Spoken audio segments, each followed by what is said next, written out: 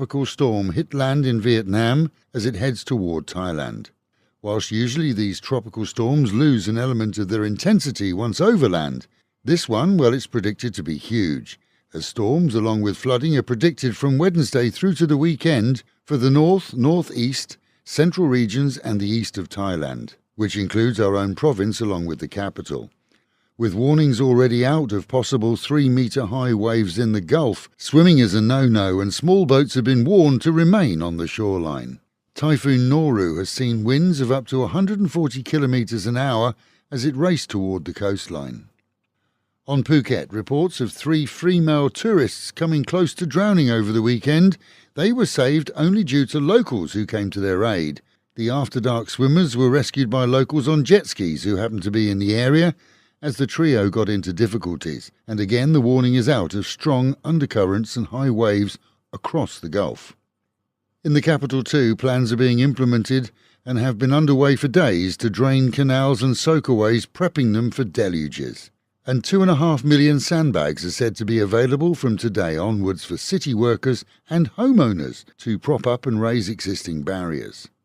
Bangkok issues are a double-edged sword, as while storms would see flooding, so reservoirs upriver have had to open floodgates wider to accommodate incoming river water, which in turn will see the river levels rise in the capital for sure. The governor has highlighted Lat Krabang, Bang Khen, Minburi and Don Muang as the most vulnerable areas for flooding around the capital. In other news, since the start of the year, close to 5,000 websites have been blocked by the Ministry of Digital Economy and Society, seeing access to them limited in Thailand. Lèse-majesté is listed as the major reason for blocks. However, over 1,500 online gambling sites have been blocked too, along with more than 1,300 sites listed as containing immoral or pornographic content, and plans are afoot for amendment to money laundering laws that will tackle the use of proxy bank accounts.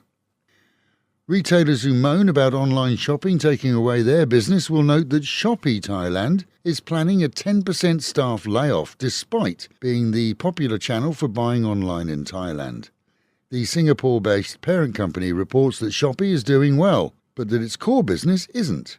Cuts in other Asian countries too, as despite record online sales, the 10% is expected to be extended to all its operations. And a former Burmese beauty queen who was held in Bangkok airport, seeing her claiming refugee status, has had her wishes granted. Han Lei, Miss Grand Myanmar 2020, made political statements against the junta government in Myanmar earlier this year as she appeared in Bangkok, later seeing her fear for her safety if she returned home. Latest news is that Canada has offered her a home and status. Meanwhile at home and in Pattaya, the City Hall teams were preparing for the storms, with their staff telling us that additional pumps are on standby and that the city sewer system isn't capable of handling instant drainage if we see 2 to 3 hours of heavy rain. Reality is, of course, that the best drainage in the world can only clear flooding once rains subside. Here, a direct line has been set up for homeowners who are flooded, and they can call 064 642 6488, and that's repeated in our news bulletin on our website, alwayspattaya.com. The promise is that a call will see teams sent out with portable pumps. The reality is that if we do see heavy storms, the services will certainly be inundated. As the city preps for possible storms, there's a growing concern for users of the railway road, where this morning a sinkhole has appeared in the hardtop on the south travelling lane close to Khao Noi. Likely the sand used as subsoil has washed away. The hole is significant, perhaps a metre in diameter, but unlit and with just a single bollard to warn incoming drivers. Chances are that there's a much larger area currently invisible underneath. Worse, if floods do come, that hole will become invisible and a serious danger to those on motorbikes. And finally, for those who collect pocket change in jars, the tale of a motorbike buyer in the region hit news feeds last night. It seems that a man chose his new ride at a brand new bike dealer's and asked if it was okay to pay cash. Sure, was the reply, but staff didn't quite expect him to turn up with nearly 100,000 baht in coins.